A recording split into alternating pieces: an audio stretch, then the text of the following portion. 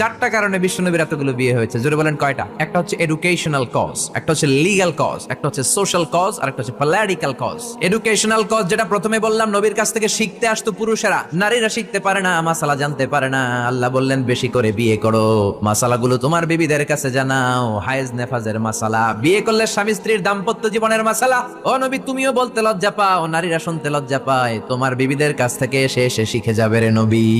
এক number cause educational. দুই number legal. অনেকে ছেলে দত্তক রাখে, পালক পুত্র। খবরদার, পালক পুত্র কোনদিন আপনার আপন পুত্র হতে পারে। যায়েদ বিন হারেসাকে বিশ্বনবী ছেলের মতো রাখলেন। সবাই বলতে আরম্ভ করলো যায়েদ বিন মুহাম্মদ, মুহাম্মদের ছেলে যায়েদ। আসলে কি মুহাম্মদ সাল্লাল্লাহু আলাইহি ওয়াসাল্লামের ছেলে? না, হারেসার ছেলে। এইটা বোঝানোর জন্য যায়েদ বিন হারেসা যখন জাইনাব বিন জাহাশকে তালাক দিলেন, বিশ্বনবী বললেন তুমি তোমার পালক পুত্রের বউকে এখন বিয়ে করবা। সুবহানাল্লাহ। ইসলামের রুলিং শিখানোর জন্য পালক পুত্রের বউ তালাক পাওয়ার পরে বাবা বিয়ে করতে পারে। সুবহানাল্লাহ। কোন সামাজিকতার বন্ধনে